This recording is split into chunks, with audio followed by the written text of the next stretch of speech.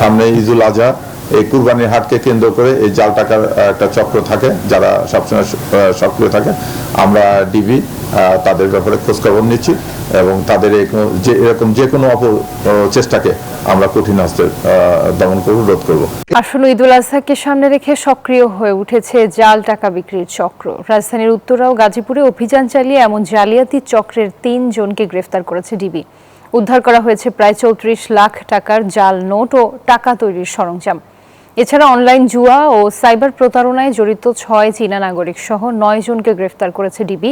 সকালে DMP media সেন্টারের সংবাদ সম্মেলনে এসব তথ্য জানানো হয়।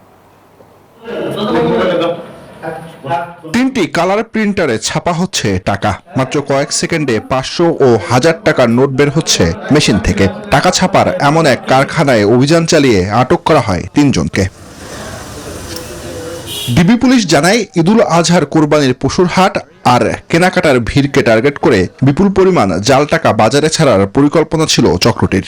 তাদের কাছ থেকে উদ্ধার করা হয় 30 লাখ জাল টাকা, 4 লাখ আসল টাকা এবং laptop, printer, golden foil paper, জলছাপ সম্বলিত সাদা কাগজ এবং জাল টাকা তৈরির ডাইস ও অন্যান্য সরঞ্জাম। ঢাকা, নারায়ণগঞ্জ ও গাজীপুর সহ দেশের বিভিন্ন স্থানে দীর্ঘদিন ধরে জাল টাকা বিক্রি করে আসছিল চক্রটি। সামনে ঈদুল আজহা, এই কুরবানির হাটকে কেন্দ্র করে এই জাল টাকার একটা চক্র থাকে, যারা সবসময় সক্রিয় থাকে। আমরা ডিবি তাদের ব্যাপারে খোঁজখবর নিচ্ছি এবং তাদের এরকম যে কোনো চেষ্টাকে আমরা কঠিন হস্তে দমন করব, রোধ করব। এদিকে রাজধানীর বিভিন্ন এলাকায় অভিযান চালিয়ে অনলাইন জুয়া চক্রের 9 জনকে গ্রেফতার করেছে ডিবি, যার মধ্যে 6 জন চীনা নাগরিক।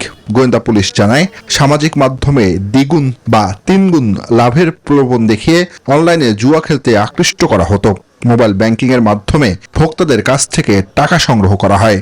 চীনা নাগরিকরা জড়িতের সঙ্গে আমরা ইনভেস্টিগেশন করতে যেয়ে দেখতেছি এই টাকাটা এখানে আমাদের নগদ বা বিকাশের মাধ্যমে টাকাটা ঢুকতেছে, তাৎক্ষণিকভাবে এই টাকাটা দেশের বাইরে চলে যাচ্ছে, যেটা আমাদের জন্য ক্ষতিকর। অনলাইন জুয়া থেকে সাধারণ মানুষকে সতর্ক থাকার আহ্বান জানানো হয় ব্রিফিংয়ে।